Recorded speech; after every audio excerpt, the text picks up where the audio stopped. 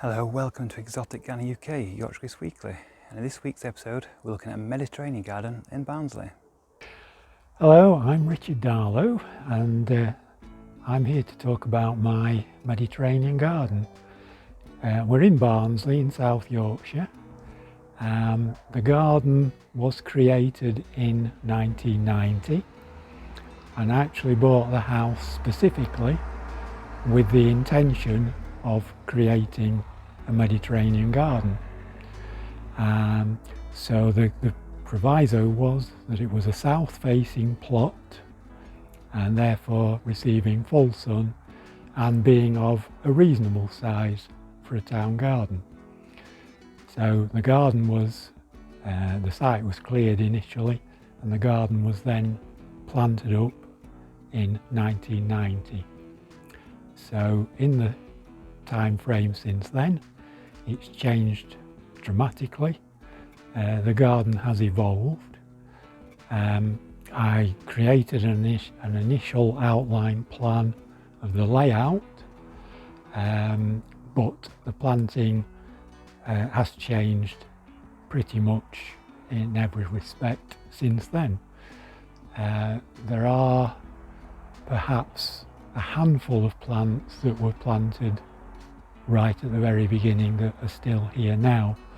But many plants, they've either been replaced with something more exotic, or in some cases they have died through winter weather or whatever. But the intention was to create an authentic Mediterranean garden. So in other words, every plant in it is the kind of plant that you would see growing in gardens around the Mediterranean. Obviously the hardiest types of plants that we can get away with in the UK. There's been quite a lot of surprises having said that. Things have grown and thrived that I didn't expect to, and conversely some things haven't grown and thrived that I did expect would do. So it's been a mixed bag. The latest few years I've now devoted more to growing a wider range of cacti and succulents such as agaves and puntias and other cacti, and I'm finding through experiment the best way of doing that is to grow them in pure gravel, and that way you're assisting the passage of water from the roots as quickly as possible, particularly in the winter weather. And up to now it's proved quite successful. There's been one or two that have still turned their toes up a little bit at it, but by and large they've survived and are doing well. Some of the cacti don't particularly grow because being in gravel and nothing else, they're not getting any nutrients, but nevertheless they are looking healthy and are surviving the winter weather.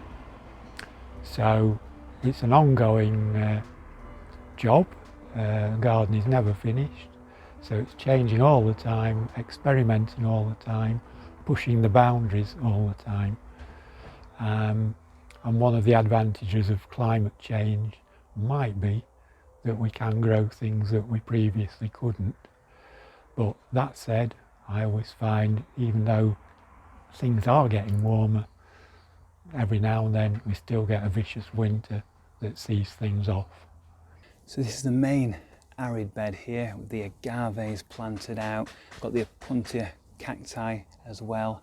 And these huge specimens, we've got a Montana, and we've also got the Wales tongue agave here of Atifolia. And we've got another form just around the corner.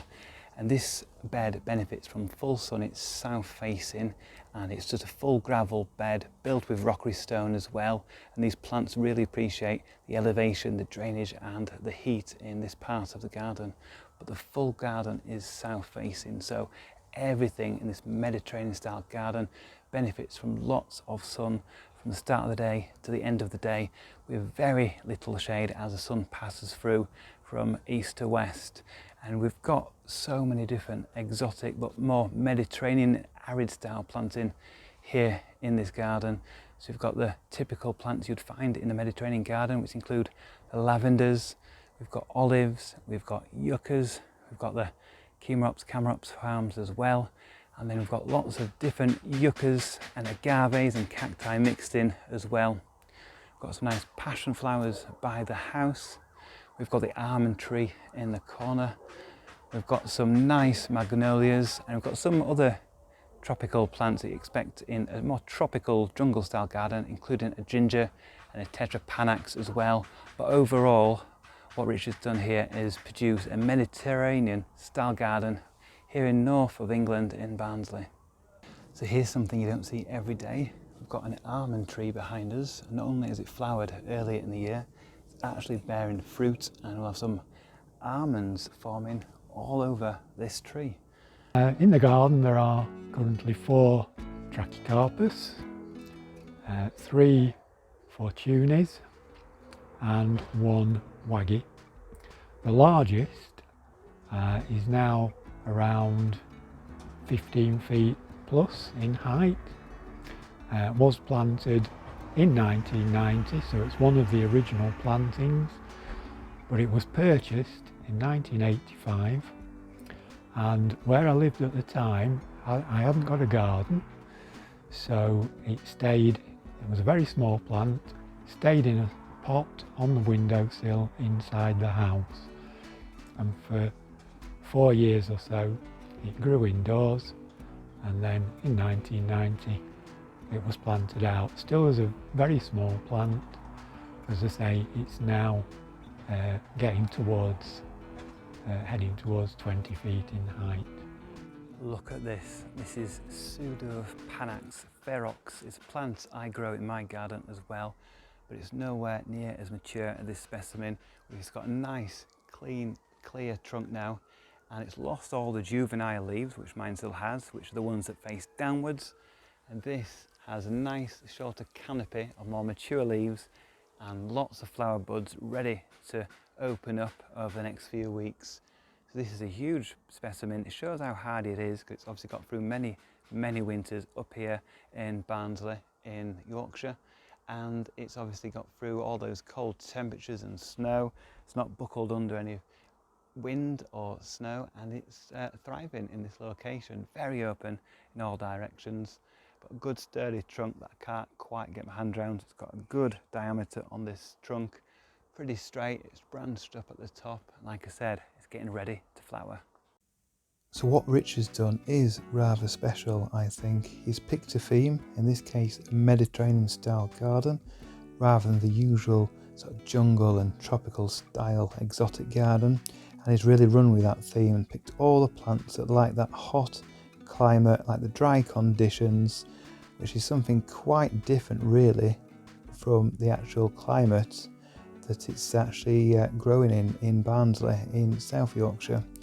And the main sort of standout plants in the garden are the yuccas and the agaves, and he's let things get on and grow without any winter protection. So all the plants you see in this film, this footage, they've been planted out without any protection. Obviously some of the tender plants in pots brought inside, but the ones in the ground have gone through many winters without any protection whatsoever. So the drainage is vital.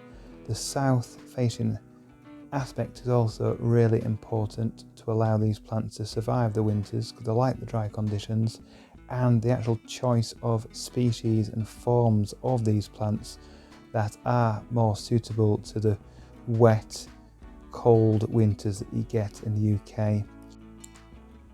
So I think it's a real credit to Richard how he's put these plants together to create this garden, and it's something quite unexpected, as I said, to find here in Yorkshire. Thank you for watching this edition of Exotic Garden UK. Join me next week, we'll do more in the garden.